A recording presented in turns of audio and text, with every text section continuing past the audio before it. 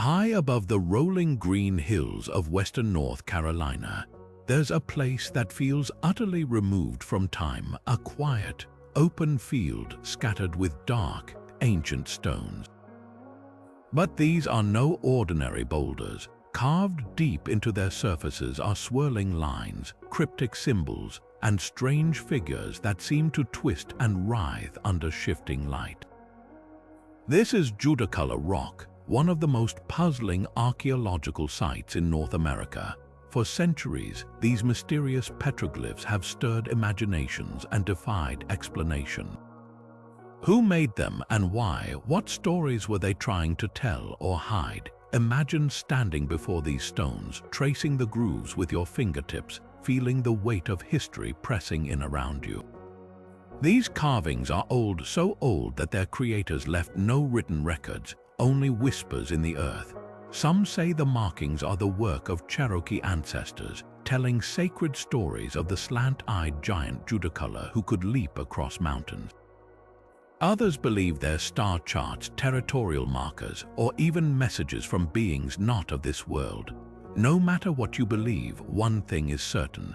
Judaculla Rock is more than just a collection of carvings, it's a doorway into a forgotten world. Join me today as we step through that doorway.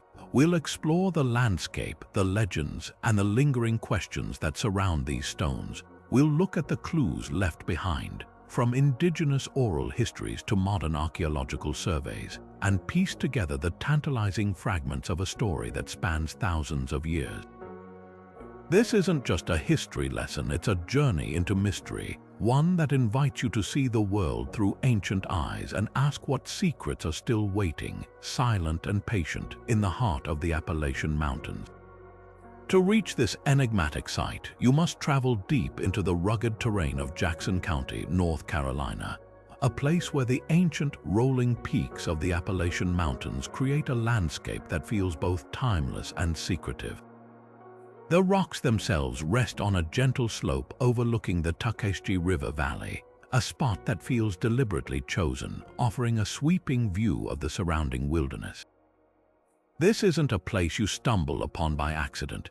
It feels hidden, known only to those who seek it out, which only amplifies the aura of mystery that clings to the mossy ground and the cool, damp air. While the site was, of course, known for countless generations by the Cherokee people, its first recorded discovery by European settlers came in the mid-19th century.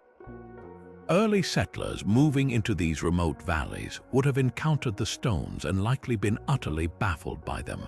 Imagine being one of those farmers or pioneers clearing land and finding these massive soapstone boulders covered in intricate, unfamiliar symbols. Without any context, their imaginations would have run wild, perhaps seeing them as the work of devils or lost civilizations. But for the Cherokee, this was never a discovery. It was a known and deeply sacred place, a part of their living history long before any outsiders arrived. The profound significance of this location to the eastern band of Cherokee Indians cannot be overstated. To them, this is not merely an archaeological site, it is a chapter from their oldest stories. They knew the area as Tzulkalu, the place of the Slant-Eyed Giant, a powerful and fearsome supernatural being who could leap from mountain peak to mountain peak and who ruled over the game animals of the forest. The carvings themselves are said to be the marks of his seven-fingered hand, left behind as he steadied himself after a mighty leap, or perhaps a map of his territory. This deep spiritual connection paints the site not as a puzzle to be solved, but as a testament to a rich cultural narrative, a physical anchor point for a legend that has been told for 1,000 years. The remote, almost secluded nature of the location makes perfect sense in this context. It wasn't meant to be a public monument, but a significant, powerful place within the natural world, respected and approached with reverence. Standing before the main soapstone outcrop, the first thing that strikes you is its sheer scale. This isn't a small tablet or a lone standing stone. It's a massive, sloping rock face measuring roughly 60 feet long and 30 feet wide, emerging from the earth like the back of some great, slumbering beast. The surface is dark and weathered, smoothed by countless seasons of rain and sun, yet it is utterly dominated by the carvings that swarm across it. There are over 1,500 individual glyphs etched into its surface, a density of ancient art that is almost overwhelming to take in. The patterns are a complex, seemingly chaotic web of lines and shapes that intersect and overlap in a mesmerizing tapestry. Your eye struggles to find a place to rest, constantly being drawn from one symbol to the next. There are deep, confident grooves cut inches into the soft soapstone, alongside shallower, more delicate scratches. You'll find concentric circles that seem to ripple outward like waves in a pond, mysterious geometric grids that look like primitive maps or hunting grounds, and a multitude of zigzag lines that crackle across the rock like frozen lightning. Mixed in with these abstract patterns are more recognizable forms. Stick figure human forms with upraised arms appear to dance across the stone, while other, more enigmatic figures could represent animals, spirits, or celestial beings. Some of the most prominent markings are a series of 7-toed footprints, deeply engraved and unmistakable, directly tying the physical site to the Cherokee legend of the giant Judaculla and his powerful 7-fingered grasp. The entire tableau feels both deliberate and spontaneous, as if the rock served as a canvas for generations of artists, each adding their own story to a collective, ancient narrative that we can only begin to decipher. To truly understand the power these stones hold, we must listen to the stories of the people for whom they are not a mystery, but a part of their living history. For the Cherokee, Judaculla Rock is inextricably linked to the legend of Judaculla, a name that translates roughly to "he has them slanting," often rendered in English as the Slant-Eyed Giant. He was not a monster in the simple sense, but a powerful, otherworldly being, a lord of the hunt who resided in the highest and most remote peaks of the Great Smoky Mountains. His appearance was fearsome and awe-inspiring. He was described as a giant whose body was covered in coarse hair, with piercing, slanted eyes that saw everything within his domain. This giant was the absolute master of the animals. He controlled the herds of deer, the flocks of turkey, and all the game that the Cherokee people relied upon for survival. To hunt successfully, one had to show Judaculla the proper respect through rituals and prayers, asking for his permission. Disrespect him or hunt wastefully, and he would withhold the animals, bringing famine to the people. His voice was the thunder that rolled through the valleys, and his 7-league boots allowed him to leap from one mountain crest to another in a single bound. It is said that the vast, flat surface of Judaculla Rock served as his personal territory marker, a divine, no trespassing sign that delineated the sacred hunting grounds under his protection. The carvings themselves are given profound meaning within this legend. One of the most prominent stories describes how the giant left his mark upon the stone. As Judaculla made a tremendous leap across the valley, he reached down to steady his landing, pressing his massive, 7-fingered hand into the soft soapstone. The deep grooves and pits we see today are the indelible impressions of his fingers and palm, a permanent testament to his immense power and his physical connection to this world. Other carvings are interpreted as the tracks of the animals he controlled, or as maps he created to outline his vast kingdom. This transforms the rock from an archaeological artifact into a sacred text, written not in ink but in stone by a supernatural hand. It is a place where the mythical past physically intersects with the present, a permanent scar from an age when giants walked the earth and shaped the land itself. Yet Judaculla was far more than just a supernatural game warden. His role in Cherokee cosmology was complex and deeply layered, embodying a profound duality. He was indeed the master of all animals, a being whose permission was required for a successful hunt. But his connection to the creatures of the forest also tied him directly to the spirit of the hunt itself, a force that required both respect and reciprocity. This relationship was not one of simple domination. It was a sacred contract. hunters would offer prayers and tobacco to Judaculla before an expedition, acknowledging that taking life was a solemn exchange, not a rite. To waste any part of an animal was seen as a grave insult to the giant, who could respond with fury, causing game to vanish from the woods and bringing hardship to the people. His power was absolute, a fundamental law of nature that governed survival. This authority also intrinsically linked Judaculla to the underworld, the realm of the dead, and the powerful forces that dwelled beneath the surface of the visible world. In Cherokee belief, rivers, caves, and certain rock formations were often seen as portals or thin places where the boundary between our world and the spirit world grew faint. Judaculla Rock, with its subterranean emergence and countless carved channels, was viewed as one of these potent nexuses. The giant himself was a liminal figure, a bridge between the world of the living and the world of spirits, between the human tribe and the animal tribes. This association with the underworld wasn't necessarily evil. It was simply powerful, unpredictable, and required careful navigation. It meant that the site was charged with a potent energy that commanded both deep reverence and a healthy, prudent fear. Consequently, the Cherokee view of Judaculla Rock was never one of casual curiosity. It was approached with a mixture of awe and apprehension, understood to be a place of immense spiritual power that was not to be trifled with or disturbed.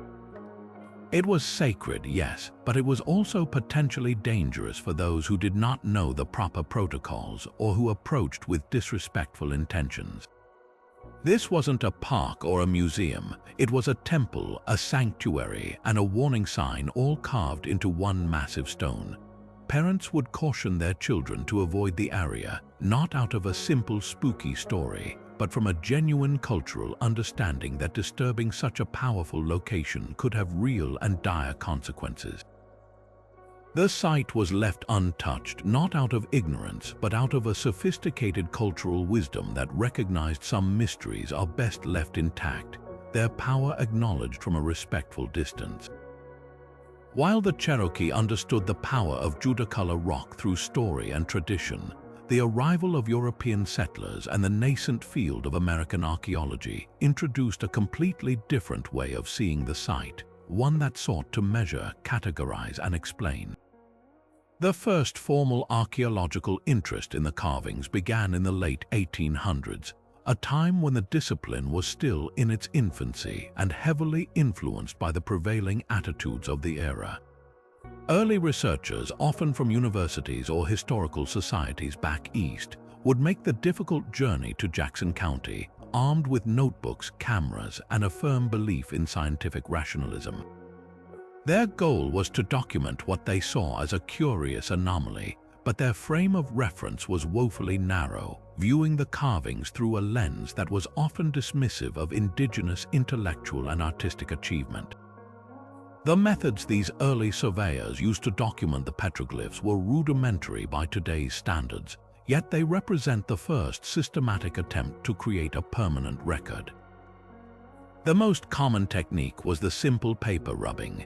They would stretch large sheets of paper over the soapstone surface and carefully rub charcoal or wax across it, transferring the raised ridges and deep grooves onto a portable sheet. This was a physical, hands-on process that gave them a tactile connection to the carvings, but it could also miss finer details or misinterpret the depth and intersection of lines. Photography was also employed, but late 19th century cameras struggled with the challenge. The low contrast between the dark rock and the shallow carvings made clear images nearly impossible without ideal lighting conditions, often requiring the researchers to wait for the sun to hit the stone at a specific angle, and then dust the grooves with chalk or flour to make them stand out against the dark surface. These early photos are often faint and ghostly, adding another layer of mystery to the already enigmatic stones. The interpretations offered by these early archaeologists now seem shockingly simplistic and culturally biased. Lacking any input from Cherokee elders or a deep understanding of indigenous symbolism, they often defaulted to the most basic explanations. A common early theory was that the rock was little more than a primitive sketching board, a place where Cherokee warriors or boys had idly doodled or sharpened their tools. They were frequently dismissed as Indian scribbles, a term that reveals more about the observer's prejudices than the carving's true nature. Some theorized the markings were a form of primitive writing or a crude map, while others, perhaps influenced by then-popular ideas about lost tribes or ancient visitors, wildly speculated about Phoenician or Celtic origins, completely bypassing the people who had lived with the rock for centuries. These interpretations, though well-intentioned for their time, fundamentally missed the point, divorcing the art from its profound cultural and spiritual context. Furthermore, these early surveys paid little heed to preservation. The concept of protecting such a site from natural and human wear was not a primary concern. The paper rubbings themselves while creating a record involved pressing and rubbing on the soft stone, potentially contributing to its gradual erosion. More damaging was the lack of any protective measures for the site itself. Located on private farmland, the rock was exposed to the elements and increasingly to visitors. Without guidance or barriers, people felt free to walk on the carvings, pour water on them to make the designs more visible for photographs, and even make their own additions or test carvings in the surrounding stone, further obscuring the original work. This period of early study, while creating the first archives, also marked the beginning of the slow, steady degradation of the site, a tension between the desire to understand and the unintentional act of harm that would become a central challenge for generations of conservators to come. Determining exactly when these mysterious carvings were made is one of the greatest challenges facing researchers, a puzzle that lies at the heart of unlocking their secrets. Unlike artifacts buried in a datable layer of soil, rock art exists on the surface, exposed to the elements for its entire existence. This exposure means that the most common and reliable archaeological dating method, radiocarbon dating, is almost useless here. You can't carbon date stone, the organic material needed for that processed charcoal from ancient fires. Bits of plant or animal life simply isn't present in the carvings themselves. This fundamental obstacle forces archaeologists to become detectives, piecing together clues from a wide array of indirect and often imperfect techniques. One of the primary methods used at Judaculla Rock involves studying the stone itself, specifically the patina and the weathering of the carved grooves. Soapstone, when first exposed to air, begins a slow chemical reaction. Over centuries, a dark, weathered coating called a patina or desert varnish forms on its surface. When a groove is carved, it cuts through this ancient, dark layer to reveal the lighter, unweathered stone beneath. The theory is that over time, this new groove will itself begin to darken, gradually matching the older patina around it. By analyzing the color and texture inside the carving and comparing it to the surrounding rock, experts can make an educated guess about its age. The deeper, darker grooves would logically be older, while the shallower, lighter scratches might be more recent additions. However, this process is far from an exact science. The rate of patination isn't constant.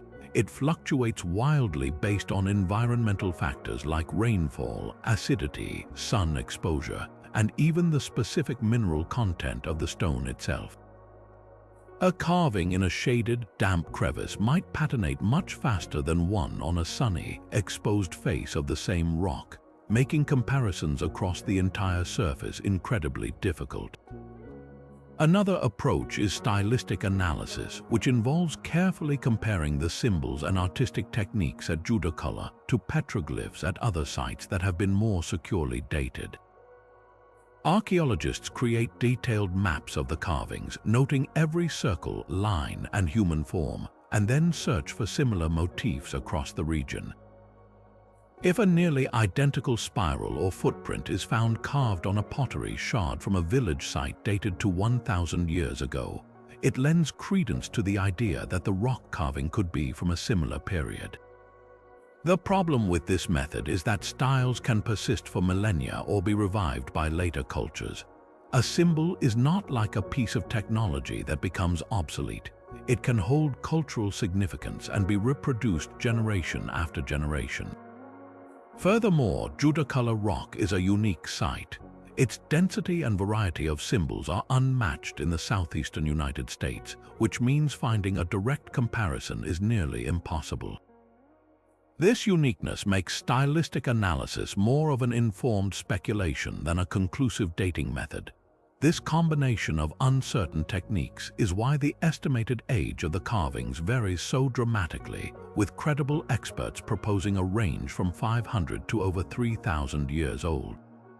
The younger estimate would place their creation around the time of early European contact, suggesting they are a product of the complex and tumultuous era when Cherokee culture was already well established. The much older estimate, however, pushes their origin back to the late Archaic or early Woodland period, a time of significant change when people were first beginning to establish more permanent settlements and develop elaborate ceremonial practices. Without a technological breakthrough that allows for the direct dating of the act of carving itself, this wide window of time will remain. Each theory paints a vastly different picture of the creators, forcing us to wonder, were these carvings made by the direct ancestors of the historic Cherokee people, or by a much more ancient society whose stories and name are now completely lost to time? The rock holds its chronology close, leaving us to decipher a message without knowing the era from which it came. As we attempt to decode this ancient message board, we must start by carefully cataloging its visual language, and the most dominant vocabulary in this stone lexicon is undoubtedly geometric. These are not random scratches, they are deliberate, recurring patterns that cover vast sections of the rock, suggesting they held a significance that was widely understood by the people who made them. Among the most striking are the concentric circles, a motif found in ancient art across the globe. Here at Judaculla, they appear as perfect nested rings, sometimes with a central dot or pit carved with remarkable precision. To a modern eye, they might evoke ripples in water, but their meaning to the creators could be far more profound. One compelling theory is that they represent celestial bodies, the sun, the moon, or even important stars. In a world without light pollution, the night sky was a dazzling, dominant presence, a map of time, seasons, and mythology. These circles could be a record of an eclipse, a supernova, or a particularly significant planetary alignment, an astronomical event so powerful it demanded to be etched in stone for eternity. Equally mesmerizing are the spirals which coil and whirl across the soapstone surface with an almost hypnotic energy. A spiral is a powerful symbol, one that appears in nature from the unfurling of a fern to the shape of a galaxy. In a spiritual context, spirals often represent journey, transformation, and the cyclical nature of life and death, a concept deeply embedded in the worldview of many indigenous cultures. It could symbolize the path into the underworld or the journey of the soul, a visual representation of the belief system that connected the people to the giant Judaculla and his realm beneath the earth. Alternatively, some researchers have proposed these spirals could be sophisticated maps of the surrounding terrain. When viewed from above, the winding paths of rivers like the Decoding, the curves of valleys, and the concentric rings of mountain ridges could potentially be abstracted into these elegant, flowing forms, creating a spiritual and practical guide to the landscape the giant was said to protect. Then there are the zigzags, patterns that crackle across the rock like bolts of frozen lightning. Their meaning feels immediately visceral. They speak of energy, danger, and raw power. It is incredibly tempting to link these directly to the Cherokee legend of Judaculla himself, whose voice was the thunder that echoed through the mountains. These jagged lines could be a literal depiction of his power, a permanent record of the sound and fury that announced his presence. Beyond this direct mythological link, zigzags are also a nearly universal symbol for water, specifically for rivers or streams. Given the rock's commanding view over the Decoding River Valley, These carvings could be a symbolic map of the waterway below, essential for life, travel, and sustenance, and thus under the giant's direct supervision. The grid patterns present another fascinating puzzle. These carefully carved networks of intersecting lines look eerily like modern maps or property divisions. They might represent the boundaries of Judaculla's vast hunting territory, a supernatural zoning map that no human could cross without permission. Conversely, they could depict game traps, fishing weirs, or the layout of agricultural fields, tying the sacred site directly to the practical knowledge and survival strategies of the community. Each geometric shape, from the peaceful circle to the aggressive zigzag, seems to be a single word in a lost sentence, contributing to a complex narrative about the world, its creator, and humanity's place within it. Interwoven with the abstract tapestry of lines and shapes, a different kind of figure emerges from the stone. The rare but powerful anthropomorphic forms, stylized human figures that seem to dance or stand in silent testimony across the rock face. These are not detailed portraits, they are minimalist, almost symbolic representations, carved with a few confident strokes that somehow convey immense presence. Their bodies are simple stick figures or elongated forms, but it is their heads and appendages that often hold the most intrigue.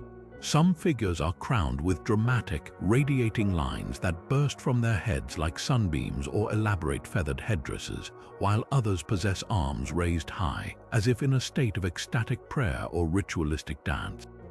A few even appear to have multiple digits, their hands splayed wide with 6 or 7 fingers, a detail that sends a direct and unmistakable echo of the 7-fingered giant from the oldest Cherokee stories. The presence of these figures immediately pushes interpretation beyond the purely geometric and into the deeply human and spiritual.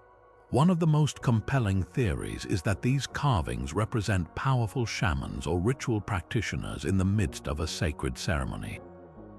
The exaggerated headdresses could depict the actual ritual regalia worn for important dances or vision quests, headdresses made of animal antlers, raptor feathers, or bundles of sacred herbs.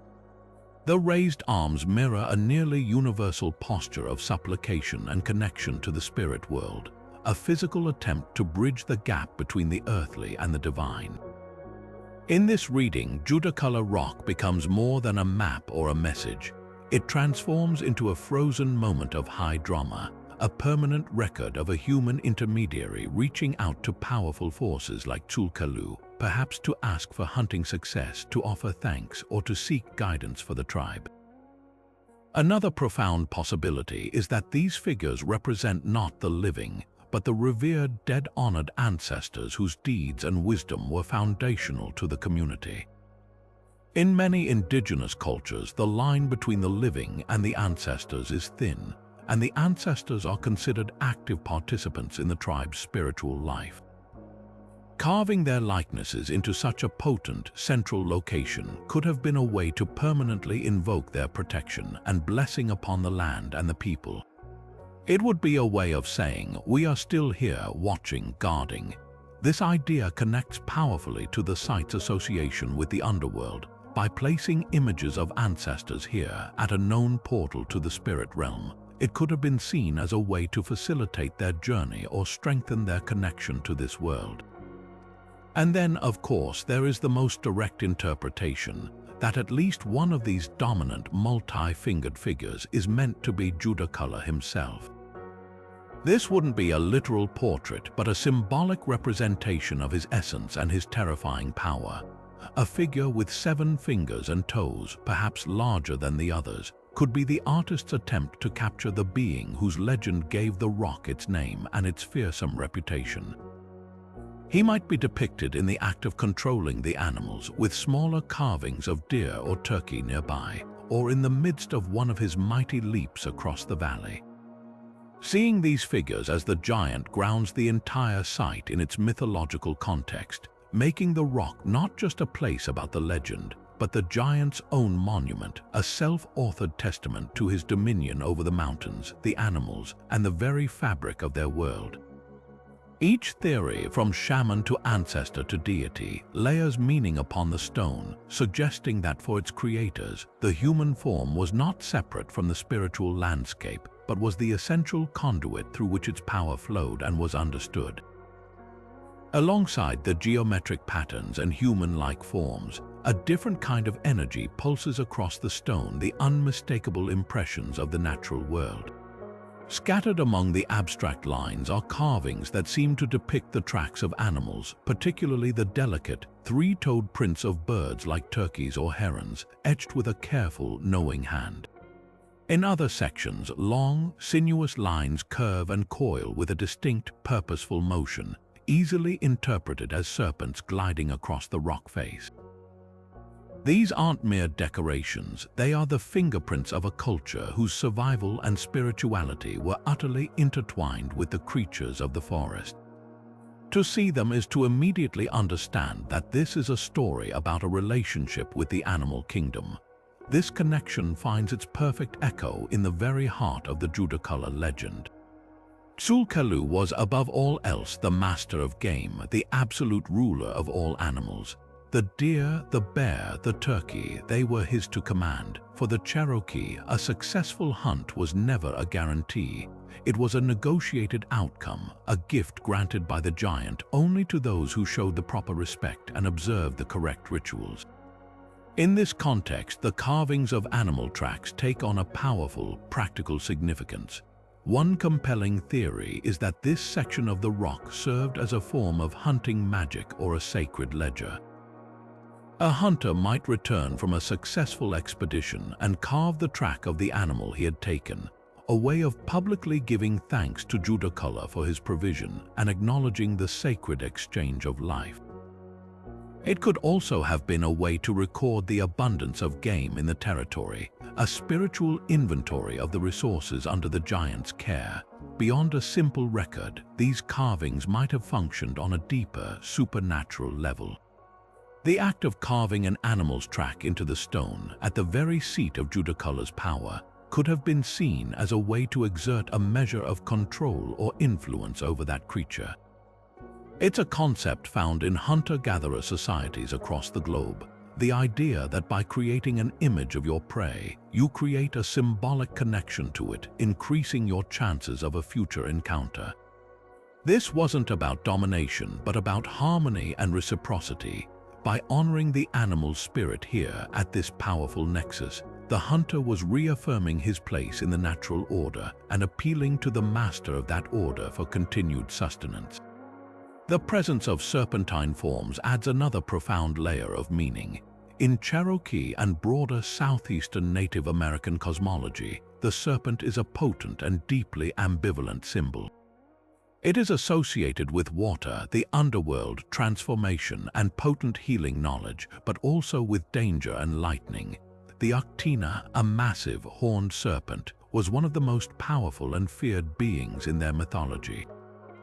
A carving of a serpent at Judaculla Rock, a site already strongly linked to the underworld, could be a direct representation of such a spirit being, perhaps even a companion or a manifestation of Judaculla's own power. Alternatively, it could symbolize the rivers and streams that flowed through his territory, the lifelines of the landscape that he controlled.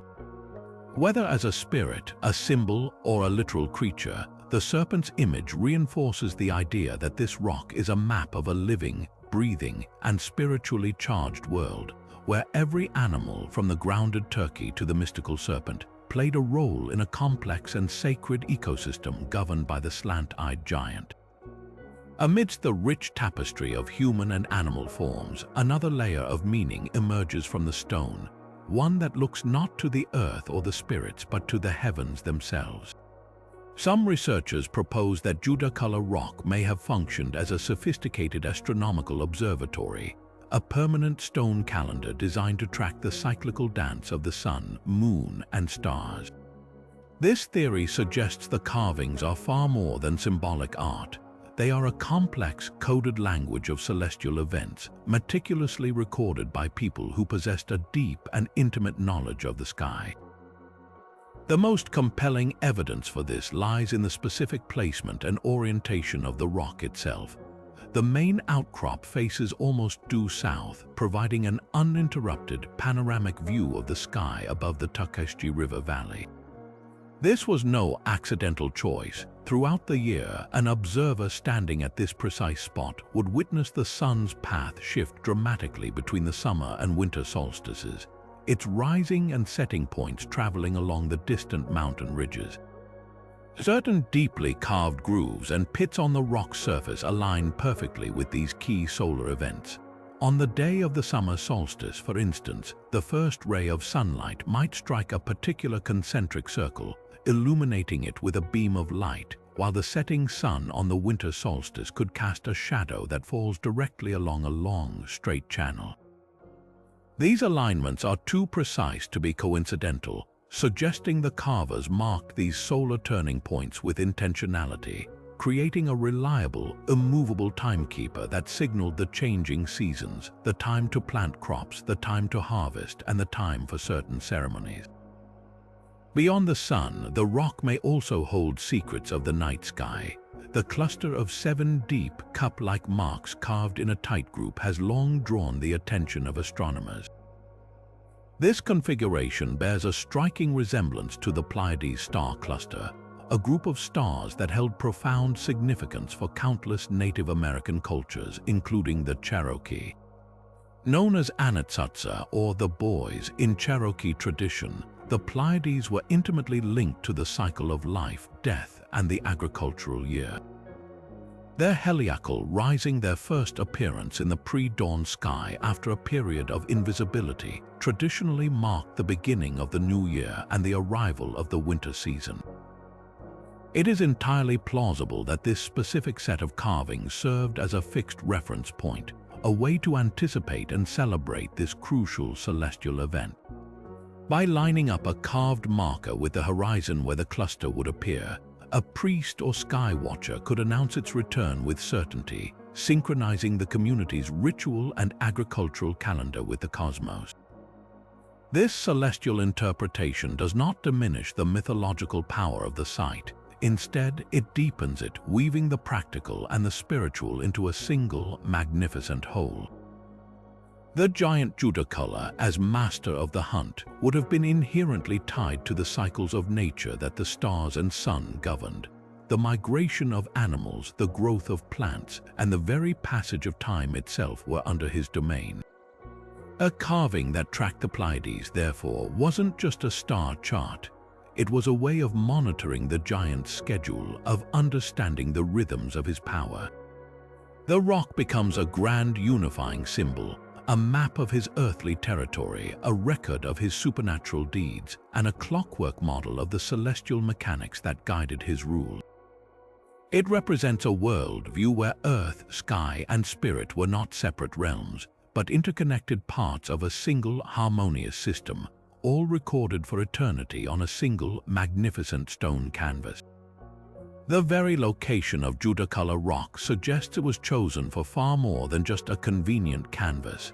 It was selected as a sacred stage, perched on a mountainside with a sweeping, unobstructed view of the valley and river below. It feels like a natural amphitheater facing the world. This wasn't a private or hidden space. It was a grand, open-air temple under the sky, a place where the community could gather with the entire domain of the spirit world spread out before them. The act of journeying to this specific, remote spot would have been a ritual in itself, a physical and spiritual pilgrimage that separated the everyday life of the village from the heightened reality of ceremony. The immense effort required to reach it signals that what happened here was of paramount importance, reserved for moments of deep communal significance. The physical act of carving itself may have been a central component of the rituals performed here. We must move beyond seeing the petroglyphs as merely a finished product and consider the process of their creation.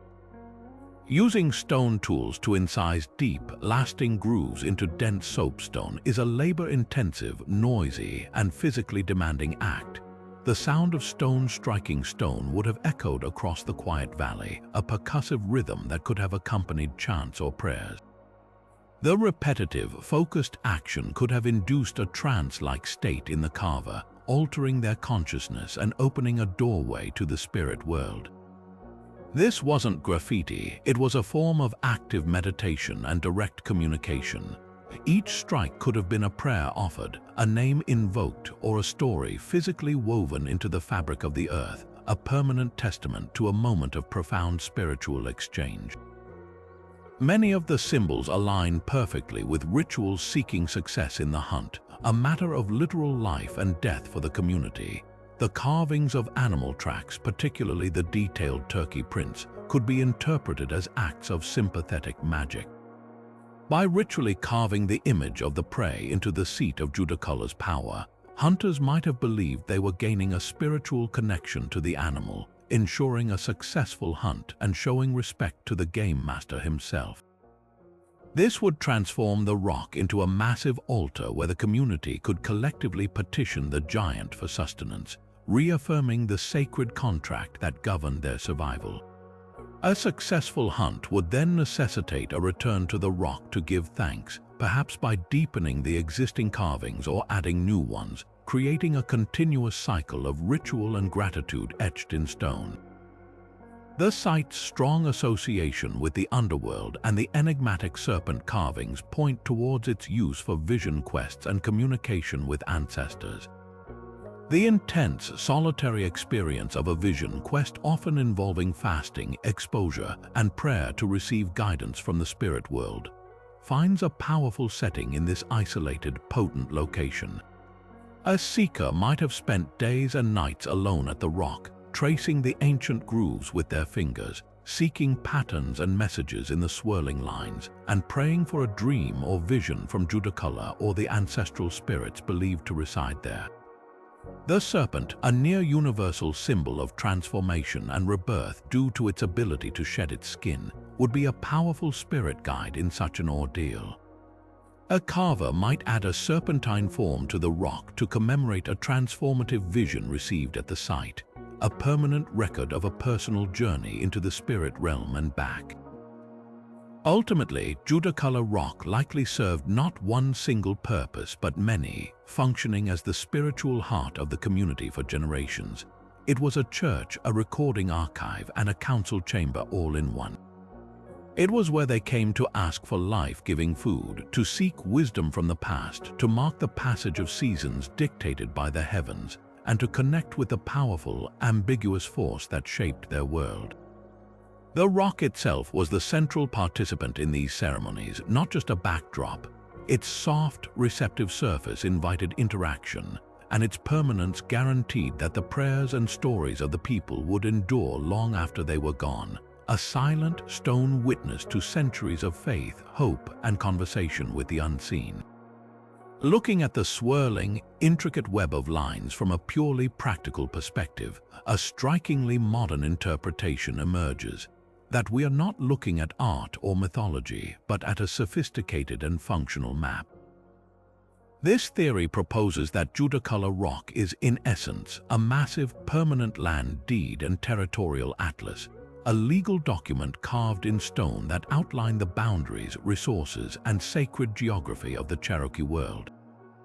In a culture with a rich oral tradition but no written language in the Western sense, the landscape itself became the parchment, and the act of carving was the signing of a contract understood by all. The sprawling, interconnected nature of the carvings bears a remarkable resemblance to the way water flows through a landscape. Many of the deepest, most prominent grooves curve and branch in a way that mirrors the path of the Decoding River and its numerous tributaries as seen from the rock's vantage point. The zigzag patterns, so often linked to lightning or serpents, could equally represent the effortless, meandering journey of these waterways through the valleys below. These rivers were the lifeblood of the territory, providing water, transportation, and fertile land. Mapping them so precisely onto the stone would have been a way of anchoring the entire document to the most vital and undeniable features of the land, creating an immutable foundation for everything else the map contained. Built upon this hydrological blueprint, the geometric grids and distinct circular symbols could then denote the specific resources and human elements within that territory. A carefully carved grid might outline the boundaries of a prime hunting ground or a fertile plot of land cultivated for crops. A cluster of pits or cups could mark the location of a vital salt lick, a place where game animals would congregate and where hunters would know to wait. Other symbols might indicate the best river crossings for travel, the locations of important quarries for tool-making stone, or the sites of seasonal villages.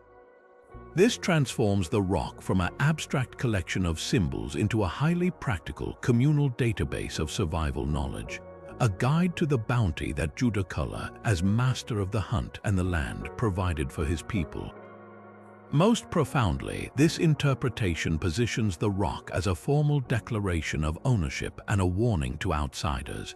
The Cherokee concept of land ownership was communal, not individual, but it was fiercely protective. Territories between different Cherokee towns or between the Cherokee and neighboring tribes were well understood and respected. The sheer scale and complexity of the carvings, placed at such a prominent and open location, would have served as an unmistakable border marker. For anyone entering this territory, encountering this rock would be like reading a sign written in a universal language of symbols. You are now entering the domain of Judaculla and the people he protects. The consequences for trespassing or disrespecting these boundaries, whether by overhunting or settling without permission, were made clear through the legend of the giant's wrath. It was a land deed backed not by a human court of law, but by the ultimate spiritual authority of the land itself. This theory does not cancel out the mythological or astronomical interpretations. Instead, it weaves them into a complete cosmological worldview. The territorial boundaries marked on the stone were not just political, they were sacred, dictated by the giant and aligned with the cycles of the sun and stars. A hunting ground was not just a resource zone, it was a gift from Judaculla, its abundance a sign of his favor. The map, the myth, and the calendar were all part of the same profound understanding that the people, the land, the animals, and the spirits were all bound together in a single, interdependent system. Judaculla Rock was the physical manifestation of that contract, a permanent record of a people's relationship with their world, ensuring that the terms of their survival and their spirituality would be remembered for as long as the stone endured. Now let's step back from the theories of maps and astronomy for a moment and consider an even more profound possibility. What if we are not looking at a functional tool but at literature?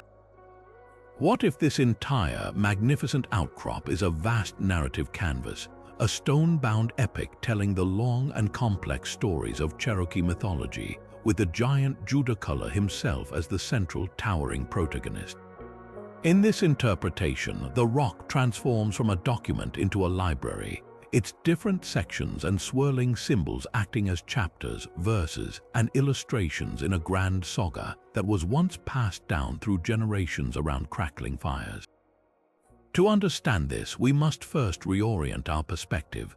We are conditioned to read stories in a linear fashion from left to right, top to bottom. But the narrative here is not linear, it is spatial and symbolic. A storyteller or elder standing before this rock might have used its natural contours and the placement of specific glyphs as a mnemonic device, a monumental prompt to guide them through the oral recitation of a sacred history.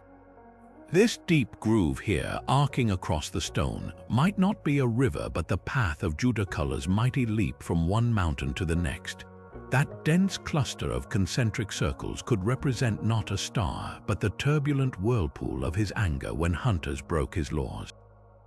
Each symbol becomes a narrative trigger, a visual keyword in a story too vast and powerful for any single person to hold entirely in their memory alone. We can begin to read the rock by isolating some of its most dramatic panels. Look at the series of deeply carved seven-toed footprints. In a linear story, these wouldn't just be a record of his presence, they would mark a journey. A storyteller could trace these prints across the stone, narrating the giant's arrival in the territory, his claiming of the land, and his patrol of its boundaries. The footprints might lead to a section covered in animal track symbols, the chapter where he gathers the beasts of the forest and establishes his dominion over them.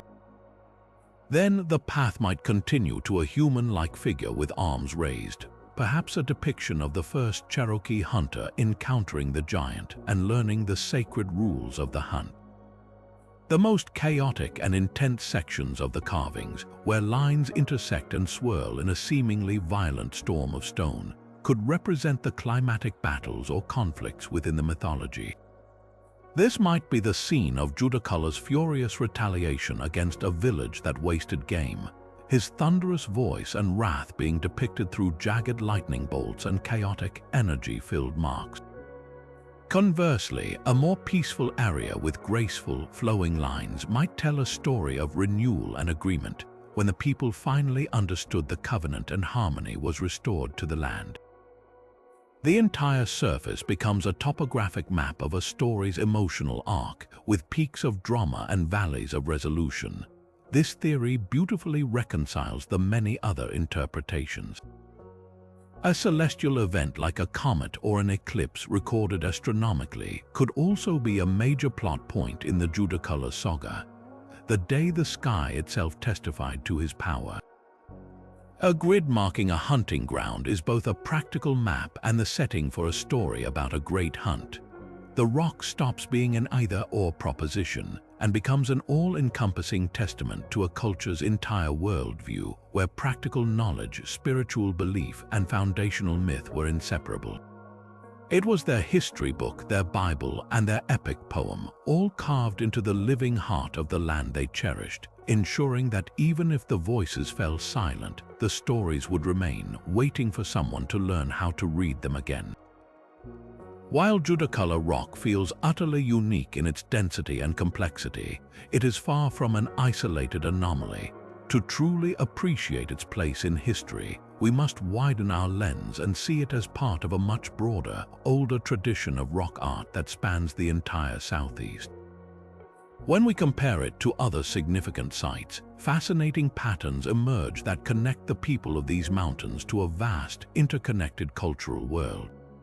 One of the most compelling comparisons can be made just a few hundred miles to the south, at a place called Track Rock Gap in the Chattahoochee National Forest of Georgia. Here, on a collection of soapstone boulders not unlike the Judaculla outcrop, you find a similar vocabulary of symbols etched into the stone. The most striking parallels are the hundreds of animal tracks, particularly the detailed turkey prints and deer hoof marks that cover the surfaces. This shared visual language suggests a common understanding across the region, a way of recording the movement and presence of game animals that was instantly recognizable to people from different communities. Both sites also feature intricate geometric patterns, including concentric circles and meandering lines, though Track Rock Gap lacks the overwhelming density and the large anthropomorphic figures that define Judaculla. This difference might indicate that while the core symbolic language was shared, Judaculla Rock served a more singularly important and complex ceremonial purpose for its people, perhaps as a regional hub of spiritual activity that drew from this common cultural wellspring. Venturing to another North Carolina site adds another layer to this conversation. High on a cliff face overlooking the French Broad River, the paint rock pictographs present a different but related artistic tradition. Unlike the carved petroglyphs of Judaculla, the images at Paint Rock were painted using mineral pigments, primarily red ochre, which has miraculously survived the elements. Despite this different medium, the artistic conversation continues. You see many of the same abstract motifs, cross-in-circle designs, series of dots and handprints. Most notably, Paint Rock also features stylized human figures with upraised arms, echoing the possible shamanic figures at Judaculla.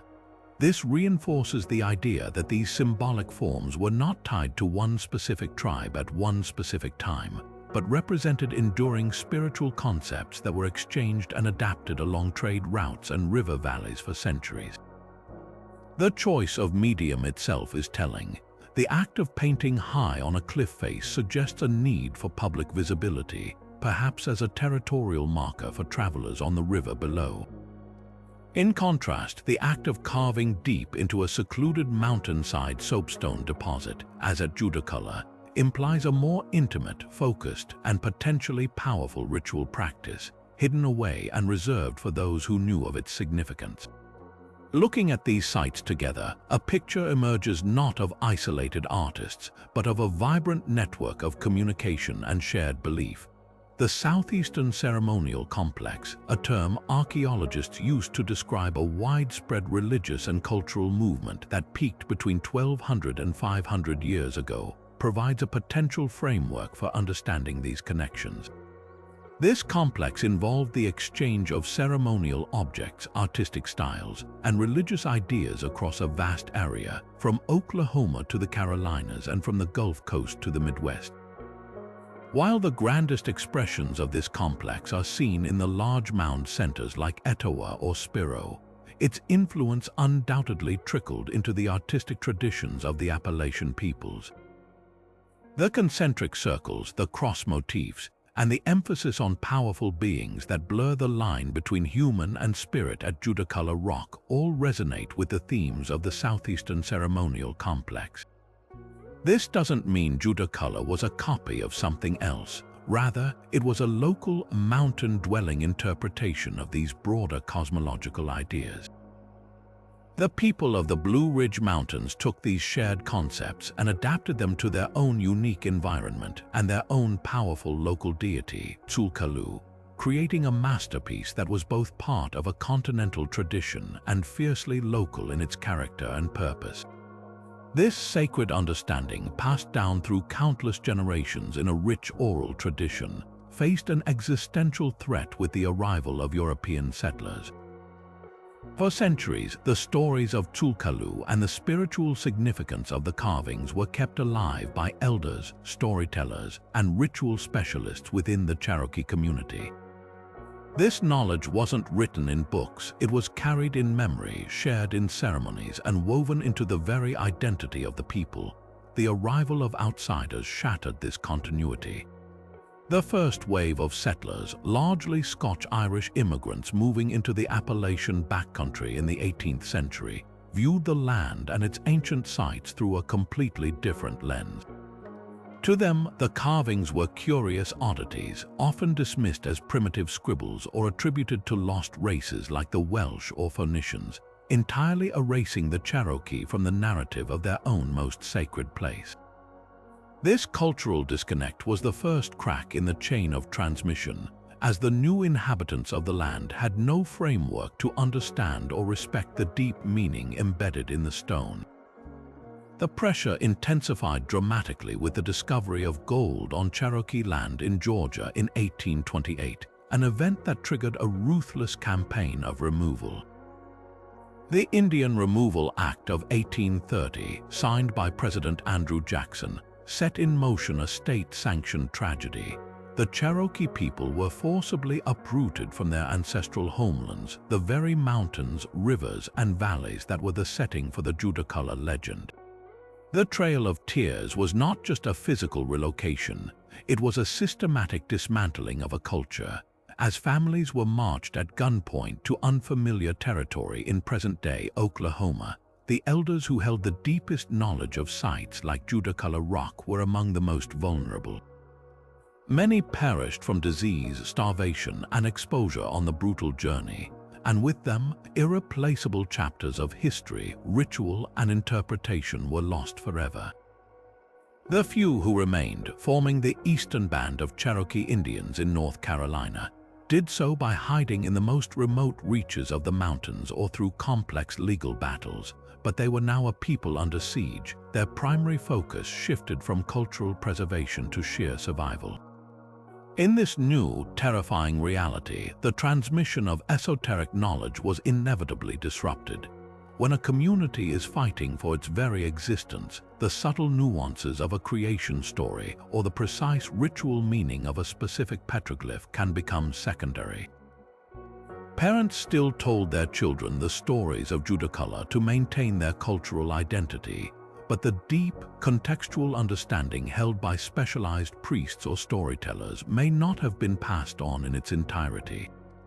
Furthermore, the presence of missionaries and government agents who actively suppressed native languages and spiritual practices created an environment where speaking openly about sacred sites could be dangerous. This forced a retreat into silence, a protective measure that further obscured the full meaning of the rock from outsiders, but also risked obscuring it for future generations within the tribe itself. This catastrophic rupture is the primary reason the true meaning of Judaculla Rock remains a profound secret today. We are not merely dealing with the natural fading of memory over time. We are confronting a historical wound, a deliberate severing of a cultural lifeline. The clues are still there, etched in the soapstone, but the cipher needed to read them clearly was fractured. Modern archaeologists and anthropologists work diligently with the eastern band of Cherokee to piece this understanding back together, treating their oral histories not as myth but as essential historical records. Yet, some layers of meaning may be permanently lost to the trauma of the 19th century. The rock stands as a silent witness to this cultural cataclysm, its deepest secrets guarded not by intention, but by the echoes of a terrible history that separated a people from the land that held their stories. Today, the quest to understand Judaculla Rock is being revolutionized not by bigger theories, but by better tools. Archaeologists are no longer limited to paper rubbings and chalk dust. They now employ a suite of non-invasive digital technologies that allow them to see the carvings in ways the human eye never could. This high-tech approach is fundamentally changing the game, transforming a mystery once explored through speculation into one that can be investigated with pixel-perfect precision. The goal is no longer just to interpret the symbols, but to preserve them in a perfect digital form for all time, creating a record that will endure long after the soft soapstone itself has succumbed to the elements. One of the most powerful tools in this new arsenal is photogrammetry. This technique involves taking hundreds, sometimes thousands, of high-resolution photographs of the rock from every conceivable angle. Sophisticated software then analyzes these images, identifying common points across the entire set of photos. It uses this data to triangulate the exact three-dimensional position of each point, stitching everything together into an incredibly detailed and measurable 3D model. The process is meticulous, requiring photographers to capture the rock under carefully controlled lighting conditions, often at dawn or dusk, or on an overcast day when the low, raking sunlight casts long shadows that accentuate the subtlest grooves and dips in the stone's surface. The result is nothing short of miraculous, a hyper-realistic digital twin of Judaculla Rock that researchers can spin, zoom into, and analyze from the comfort of their labs without ever causing wear to the original. But the technological marvel doesn't stop there. For an even higher degree of accuracy, teams use 3D laser scanning. A laser scanner is placed at multiple stations around the site, and it projects a grid of laser points onto the rock face.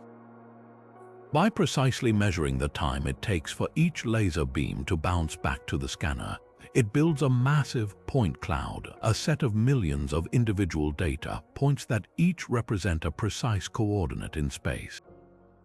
This point cloud is then converted into a polygon mesh, creating a surface so accurate it can measure the depth and width of each carving down to a fraction of a millimeter. This level of detail is crucial as it allows researchers to definitively determine the sequence in which certain lines were carved.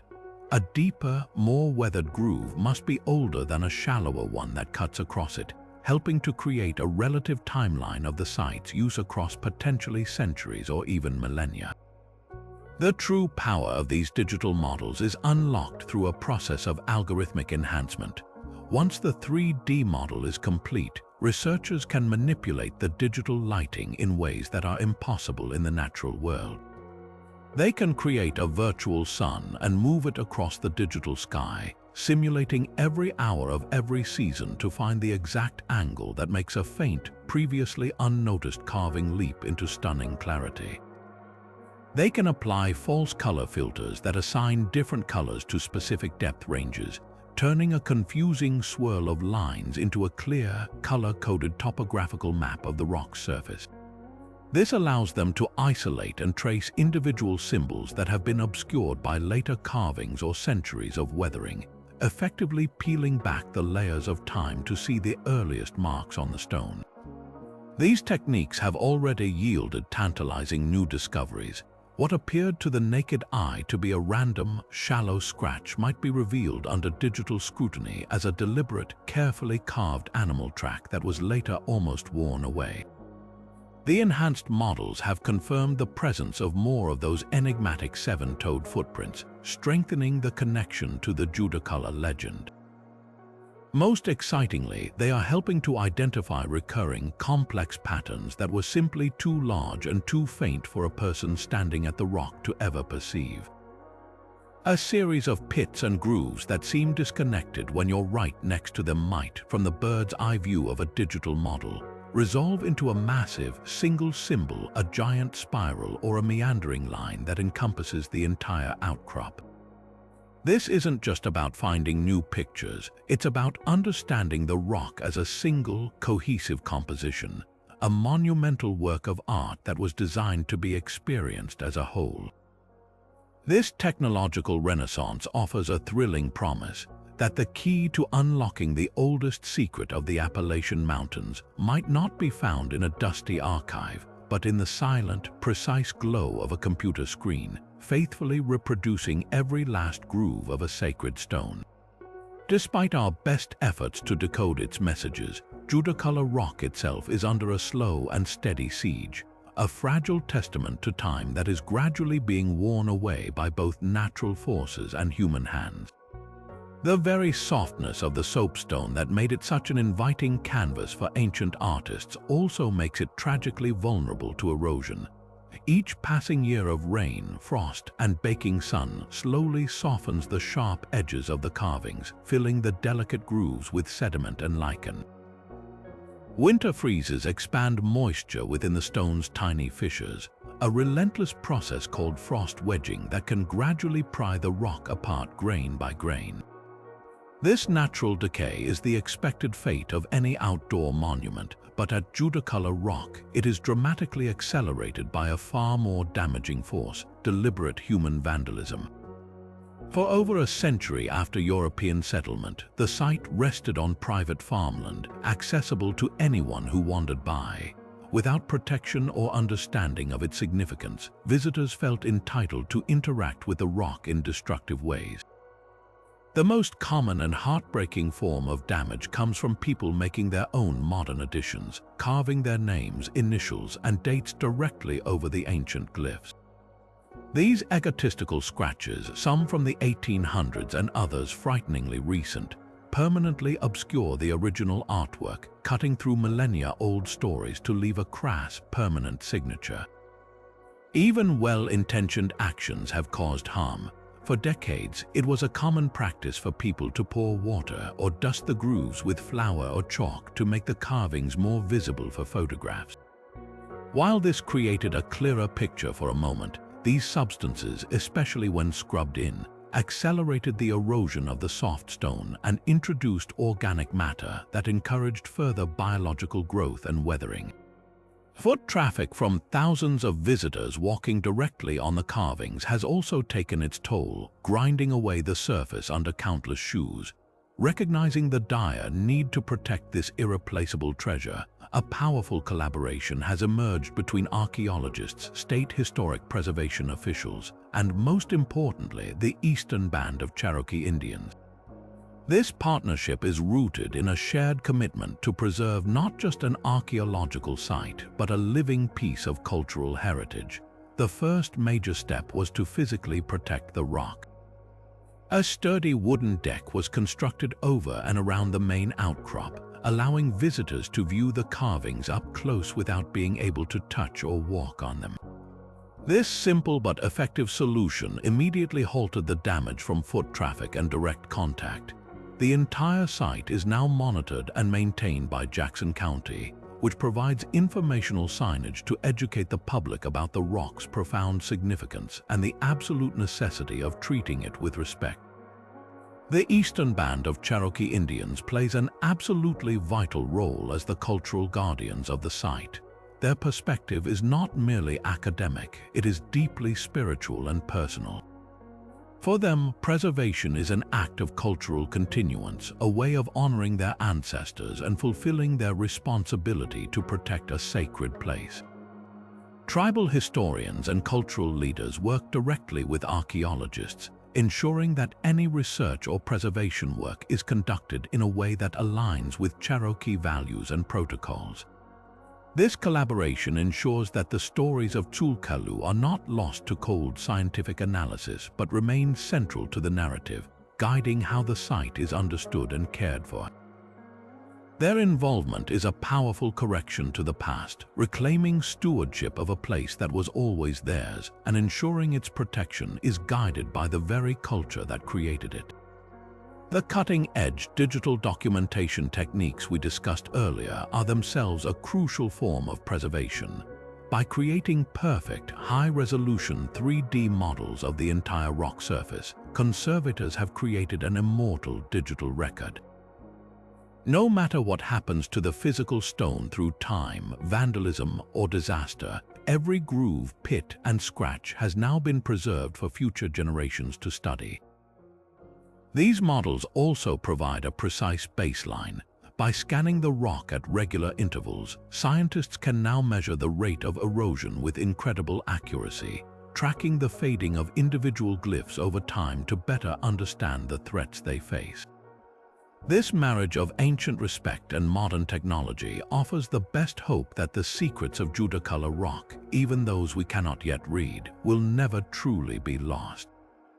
For the eastern band of Cherokee Indians, Judaculla Rock is not an archaeological puzzle waiting to be solved.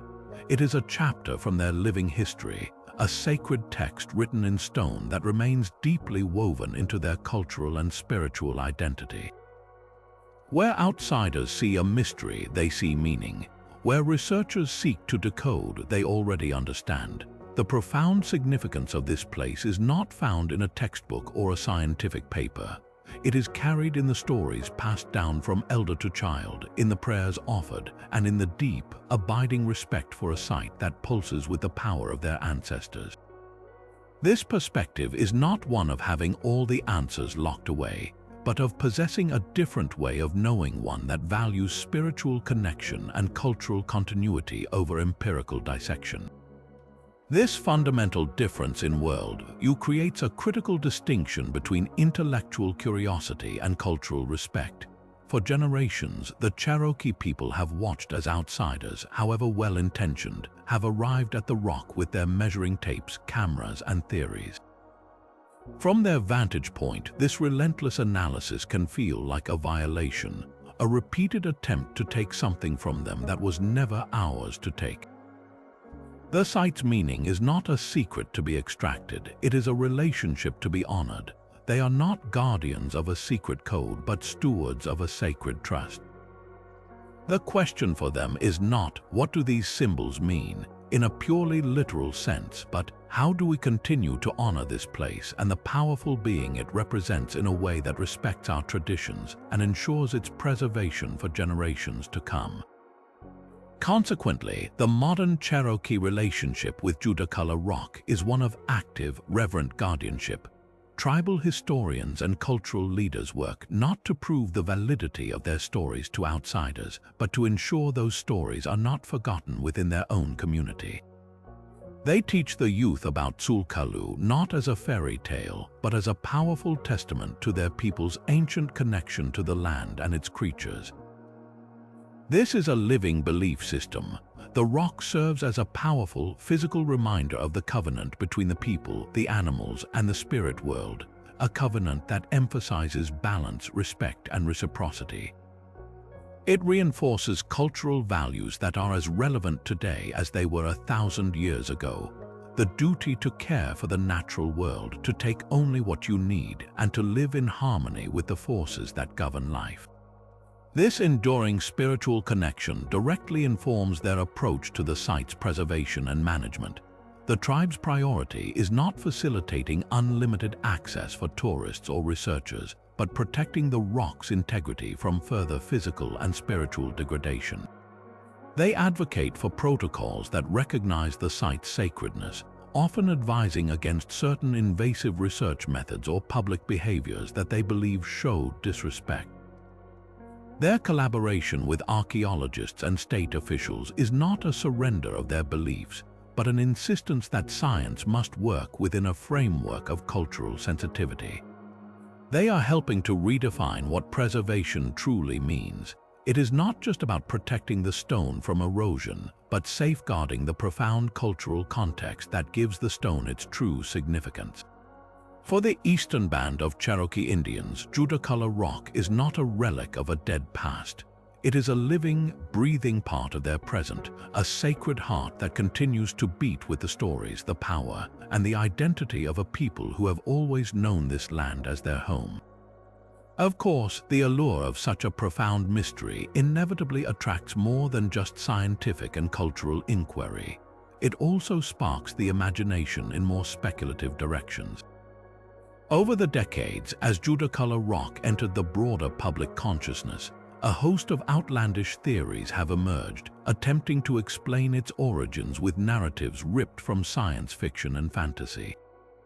One of the most persistent ideas suggests the carvings are the work of ancient transoceanic visitors, Phoenician sailors, Celtic explorers, or even survivors from the lost continent of Atlantis who somehow crossed the Atlantic and ventured deep into the Appalachian mountains.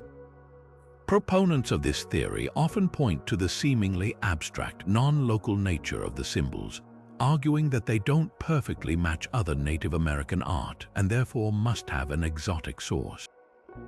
They imagine a shipwrecked band of foreigners far from home, leaving a desperate message carved in stone, a permanent SOS signal to a world they would never see again. Another popular vein of speculation completely abandons earthly origins, proposing that the site is evidence of extraterrestrial contact. In this narrative, the intricate webs of lines become star maps or schematic diagrams for advanced technology, and the strange anthropomorphic figures are interpreted as depictions of the visitors themselves. The seven-toed footprints are seen not as a mythological giants, but as the tracks of a being from another world.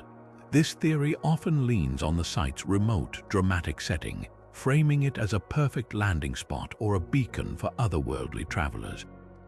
It's a compelling story, one that taps into a deep human desire for cosmic connection and the thrilling possibility that we are not alone in the universe.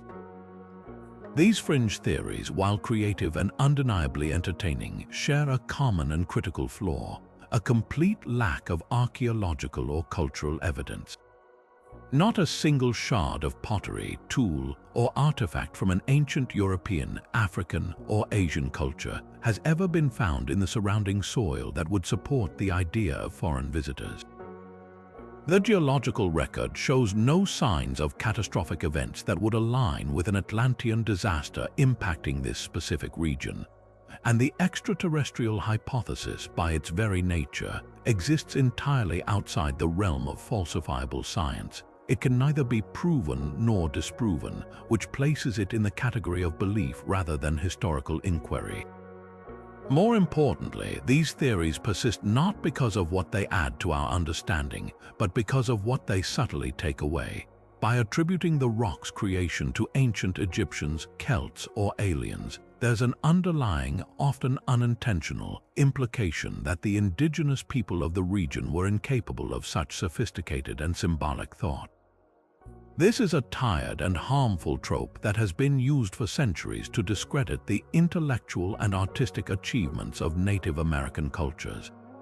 It ignores the vast, complex, and well-documented spiritual and artistic traditions of the Cherokee people, instead replacing their rich, authentic history with a more exotic or technologically advanced fantasy.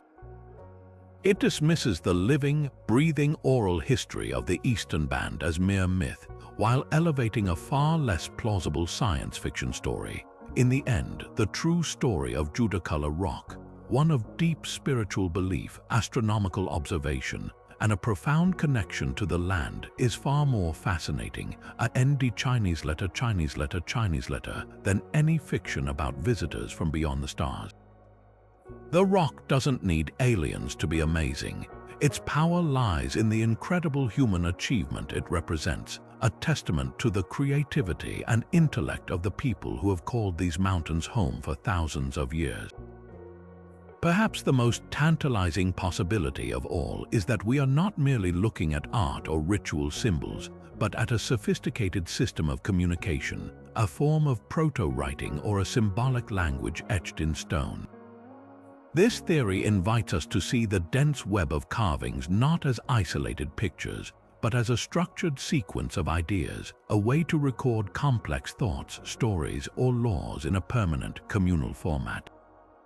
Imagine each symbol not as a standalone image, but as a word or concept within a larger sentence, a visual syntax where the arrangement of a circle next to a zigzag next to a footprint conveys a specific meaning understood by the initiated.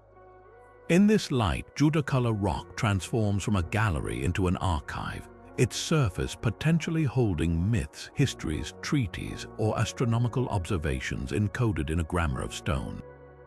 We can find compelling parallels in other ancient systems that blended art with information. Consider the concept of ideograms, where a single symbol represents an entire idea rather than a sound or letter. The concentric circles might not just mean sun, but could convey broader concepts like time, cycle, or divine power. A series of animal tracks might not simply indicate deer here, but could communicate a narrative like a successful hunt was granted by Judaculla in this season. This system would function more like modern highway signs or emojis, where a limited set of recognizable symbols can be combined to create a vast array of messages. The rock's creators may have operated within a shared symbolic vocabulary, where the meaning of a spiral or a grid was as mutually understood as a stop sign is to us today, allowing them to layer complex information onto this monumental canvas. However, this thrilling theory crashes against a formidable wall: the lack of a Rosetta Stone for southeastern petroglyphs. The actual Rosetta Stone was so groundbreaking because it presented the same text in 3 different scripts, including well-known ancient Greek, providing the key to deciphering the mysterious Egyptian hieroglyphs. For Judaculla Rock, we have no such key. We possess no accompanying text in a known language that translates these symbols, no bilingual inscription that can act as a cipher. The Cherokee syllabary, invented by Sequoyah in the early 19th century, is a wholly separate and much more recent writing system. It cannot be used to decode symbols carved potentially thousands of years earlier. Without this crucial link, every interpretation remains an educated guess, a translation without a dictionary, leaving us to admire the language but never truly learn to speak it. This fundamental challenge is compounded by the site's likely use across centuries. We are almost certainly not looking at a message carved in a single sitting by a single author. It is far more probable that the rock was used by generations of people, each possibly adding their own marks and perhaps even shifting the meanings of older symbols over time. A symbol that meant summer solstice to one generation might have evolved to mean time of plenty to the next, or a ritual gesture might have been simplified into a more abstract line. This palimpsest effect, where layer upon layer of meaning has been inscribed and possibly rewritten, makes it nearly impossible to isolate a single, coherent message. We are trying to read a book where every paragraph was written by a different author from a different century, all on the same page, with no clear indication of where one thought ends and another begins. Despite these immense obstacles, the possibility remains irresistibly fascinating because it aligns with a universal human impulse to make our mark, to tell our story, and to send a message into the future. Whether the carvings constitute a formal language or a more flexible system of sacred notation, their sheer density and complexity argue for a deep intentionality that goes beyond simple decoration. They represent a monumental effort to communicate something of immense importance. The creators believed their message was vital enough to justify the incredible labor of pecking and grinding it into unforgiving stone, ensuring it would endure. They were speaking not to us but to their gods, their ancestors, and their descendants, trusting that the power of the symbols themselves would carry meaning across the ages, even if the specific words were lost. In that, they succeeded magnificently, leaving us with a silent stone poem that we can feel the weight of, even if we may never fully learn its verses. The digital revolution has ushered in a new era for Judaculla Rock, transforming an enigmatic local landmark into a mystery of global fascination, accessible to anyone with an internet connection. No longer does a trip to these stones require a journey into the remote valleys of North Carolina. Now it begins with a click. High-resolution satellite imagery on platforms like Google Earth allows armchair explorers from every corner of the planet to zoom in on the site, tracing the outlines of the rock from above and speculating on the patterns they perceive. This unprecedented access has democratized the mystery, sparking a wildfire of interest that has spread through online forums, YouTube video essays, and social media groups dedicated to ancient mysteries. Enthusiasts from diverse backgrounds, amateur archaeologists, historians, fans of the supernatural, and curious minds everywhere gather in these virtual spaces to share images, propose theories, and debate the carving's meanings with a passion once reserved for academics. This collective, global brainstorming has generated a fascinating, if sometimes chaotic, torrent of ideas, from the plausible to the wildly speculative, all contributing to a vibrant, ongoing conversation about the rock's secrets. This surge in digital attention is a double-edged sword, presenting incredible opportunities for public education alongside significant challenges for preservation.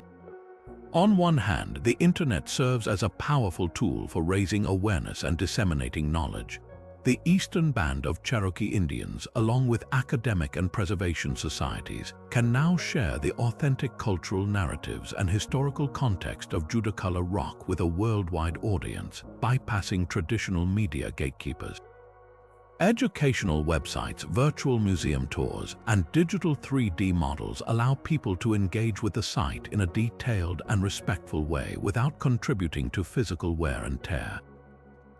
This global platform empowers the rightful cultural stewards to directly challenge decades of misinformation and exoticized theories, recentering the conversation on the living heritage of the Cherokee people and their deep, enduring connection to the stone.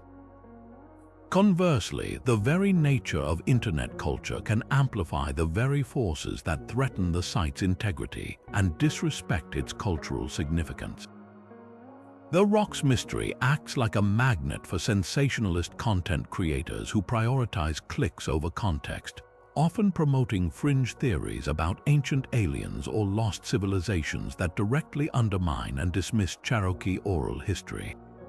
This not only spreads factual inaccuracies but can also feel deeply disrespectful to the indigenous community, reducing their sacred site to a backdrop for speculative entertainment.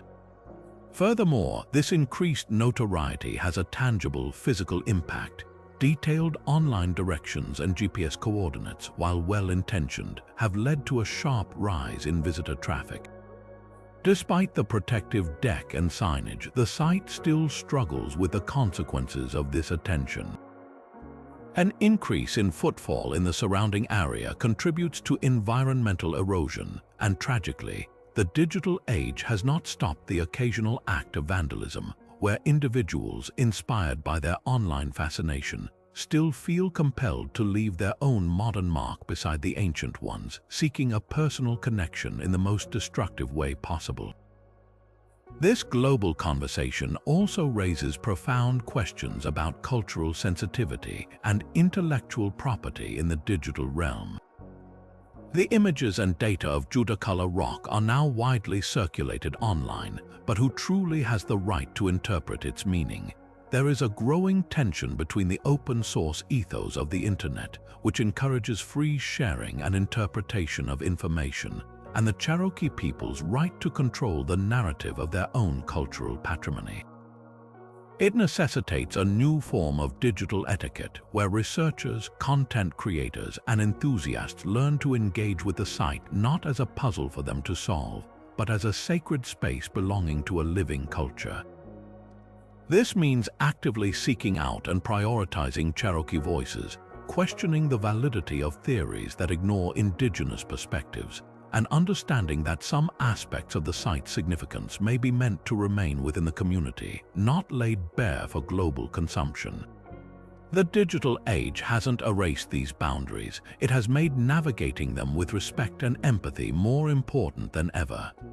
Ultimately, the enduring enigma of Judaculla Rock isn't due to a single lost clue, but rather a profound convergence of historical, cultural, and symbolic factors that have layered mystery upon mystery across the centuries. The most fundamental barrier is time itself. We are attempting to interpret a message carved over 1,000 and possibly more than 3,000 years ago. This isn't a gap of a few generations, it's a chasm of millennia, a span so vast that languages evolve beyond recognition. Entire civilizations rise and fall, and the very way people perceive the world undergoes radical transformation. The mindset of a person living in the Appalachian Mountains 3,000 years ago, their cosmology, their relationship to the natural world, their fundamental assumptions about reality, is almost entirely inaccessible to our modern way of thinking. We are separated from the creators not just by years, but by entire paradigms of thought, making any attempt at interpretation an exercise in informed speculation rather than certain translation. Compounding this immense age was the catastrophic and deliberate disruption of the very culture that held the keys to understanding. The forced removal of the Cherokee people during the Trail of Tears in the 1830s was not merely a relocation. It was a systematic dismantling of a sophisticated knowledge system. The elders, storytellers, and ritual specialists who possessed the deepest contextual understanding of the site's spiritual and practical meanings were among the most vulnerable. Many perished on the brutal journey west, and with them, irreplaceable oral traditions were extinguished forever. This created a rupture in the chain of transmission that cannot be overstated. While the eastern band of Cherokee preserved the core legends of Judaculla, the nuanced, esoteric knowledge, the specific meanings of individual symbols, the precise rituals performed at the rock, the full extent of its use as a ceremonial calendar, may have been fragmented or lost entirely in the trauma of survival.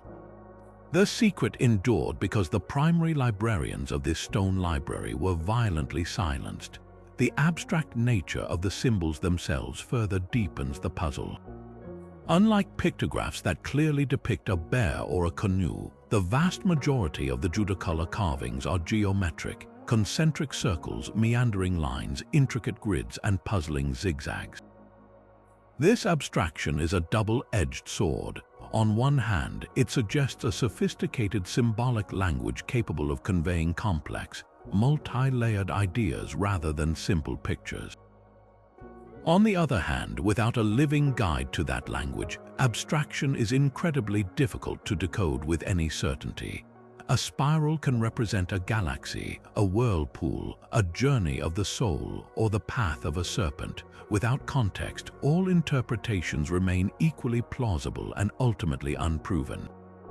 The carvings resist a single, simple reading, inviting a multitude of theories but conceding to none. Finally, and perhaps most poignantly, the secret persists because we have forever lost the artist's own voices. There is no surviving oral explanation directly from the individuals who stood on that mountainside, tools in hand, to explain why they chose to make this mark here and that symbol there. We are left with the powerful, silent artifact, but the lively conversation that surrounded its creation. The jokes, the prayers, the instructions spoken from a master carver to an apprentice has faded into nothingness. We are trying to understand a punchline without knowing the joke, a refrain without hearing the song. This absence transforms the rock from a document into a Rorschach test. we inevitably project our own modern perspectives, hopes, and biases onto the symbols, seeing star charts because we are a technological society, or seeing shamanic visions because we seek spiritual connection. The rock's greatest power may be its silent invitation to wonder, to project, and to humbly acknowledge that some conversations with the past are meant to be felt deeply rather than solved completely. Ultimately, the true legacy of Judaculla Rocks stretches far beyond the appeal of an unsolved puzzle. Its greatest importance lies not in the questions it leaves unanswered, but in the profound truths it silently affirms. This massive, carved stone stands as an undeniable and permanent monument to the intellectual and spiritual sophistication of the ancestral Cherokee people. It is a powerful rebuttal to any outdated notion of indigenous cultures as simple or primitive. The complexity of the carvings, the evident understanding of astronomy, and the sophisticated symbolic language all point to a deep, nuanced, and highly developed worldview. This was not the work of aimless doodlers. It was the creation of philosophers, artists, priests, and scientists who possessed a remarkably intricate understanding of their place in the cosmos, and a masterful ability to express that understanding in an enduring medium. The rock is in essence a library without books, a cathedral without walls, proving that grandeur of thought and depth of spirit require no stone pillars or written manuscripts to be powerfully and permanently expressed. This site also serves as an incredibly resilient anchor point for cultural continuity. For the eastern band of Cherokee Indians, it is a vital, physical tether to their ancestors, a direct line reaching back through the immense trauma of the 19th century to a time when their people's relationship with the land was whole and unimpeded. In a world that has changed beyond recognition, the rock remains. It is the same stone their ancestors touched, the same symbols they gathered to interpret, and the same view of the valley they cherished. This continuity provides an immense source of strength and identity. It allows modern Cherokee people to point to this place and say, "We are still here and our stories are still true." It is a source of immense pride, a classroom for teaching the youth about their heritage, and a sacred space that reaffirms their community's resilience and their unbroken connection to a history that is both ancient and alive. Furthermore, Judaculla Rock offers a priceless gift to the wider world, a masterclass in a different way of seeing and being. It challenges the modern, hyper-individualistic mindset and invites us to consider a worldview built on deep reciprocity and relationship. The entire site embodies a philosophy where humanity is not separate from nature but is an integral, respectful participant within it. The stories of Judaculla are not just about a giant, they are about a covenant of respect between people, animals, and the land. The carvings likely related to hunting are not about domination, but about gratitude and sustainable practice. The astronomical alignments show a people who saw themselves as part of a celestial order, not masters of it. In an era of climate crisis and ecological disconnect, the rock's silent testimony to a more harmonious way of living is perhaps more relevant and urgently needed than ever before. It asks us to consider what we are carving into the world for future generations and what legacy we wish to leave behind. Finally, the rock's enduring mystery itself holds a valuable lesson in humility. In a society often obsessed with having all the answers and dissecting every secret, Judaculla Rock reminds us that some wonders are meant to be pondered, not solved. It teaches us that it is perfectly acceptable, even necessary, to stand before something ancient and powerful and simply feel awe without fully comprehending it. This willingness to embrace the unknown, to respect the boundaries of knowledge, and to acknowledge that some truths are spiritual rather than empirical, is a refreshing and vital counterbalance to our data-driven age. The rock does not give up its secrets easily, and in doing so, it preserves its sanctity and power. It remains a place not for conclusion but for contemplation, a permanent invitation to wonder, to imagine, and to respect the profound and beautiful mysteries that connect us all to the deep past. So we're left standing before this ancient stone, surrounded by a chorus of compelling theories, each vying to tell its story. We have the celestial map, a sophisticated astronomical observatory tracking solstices and star clusters to guide a society in rhythm with the heavens. We have the sacred ritual site, a place of powerful ceremony where shamans communed with the spirit world and hunters sought the blessing of the great giant. We've considered the practical territorial map, a legal document etched in stone outlining hunting grounds and vital resources. And we've even ventured into the realm of epic literature, seeing the entire rock as a grand narrative of Cherokee mythology.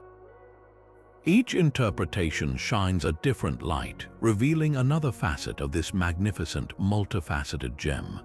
Yet for all our advanced technology and thoughtful deduction, the rock holds fast to its deepest secrets, a silent guardian of a truth that may be forever intertwined with the lost voices of its creators.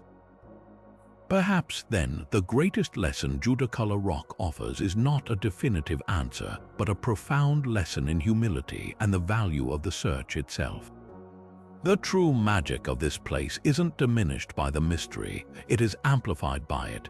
This journey of exploration connects us to the past in a deeply human way, reminding us that history is not a simple list of facts but a living, breathing puzzle that invites us to wonder, to question, and to imagine. It teaches us to appreciate the incredible sophistication of indigenous knowledge systems and to respect that some stories are meant to be felt and honored, not merely dissected and solved. The rock's power endures not because we have decoded it, but because it continues to inspire awe, curiosity, and a deep sense of connection across the centuries. If this journey has captivated you, the best way to truly understand its power is to experience it for yourself. If you have the opportunity to visit Jackson County, North Carolina, make the pilgrimage to this sacred site. Walk the path through that quiet field, feel the cool mountain air, and stand before the stones. See the carvings with your own eyes and let the weight of their history settle upon you. When you go, remember to tread with the utmost respect. This is not a tourist attraction, it is a church, a library, and a memorial. Stay on the provided decking, never touch the carvings, and carry with you the understanding that you are a guest in a place that holds deep spiritual significance for the Cherokee people. Let your visit be one of quiet observation and reflection, honoring the preserve that protects it. Let your curiosity extend beyond the rock itself. This story is inextricably linked to the rich history and vibrant present of the Eastern Band of Cherokee Indians. Seek out their voices, explore the Museum of the Cherokee Indian in Cherokee, North Carolina, to gain a deeper context for the art and beliefs you've encountered. Support Cherokee artists, storytellers, and cultural initiatives. Read books by Cherokee authors and historians to understand their perspective, not as a footnote to a mystery, but as the central, authoritative narrative that it is. True understanding comes from listening to the people for whom this is not a puzzle, but a part of their living heritage. Now we turn the conversation over to you. What do you think, after exploring all these theories, the astronomical calendar, the ritual site, the giant's tale, which interpretation resonates most deeply with you? Do you have a unique perspective or a new idea to add to this ancient discussion? Share your thoughts, your questions, and your sense of wonder in the comments below. The search for meaning is a collective journey, and your voice is a valuable part of this ongoing exploration. Thank you for joining me in unraveling the secrets of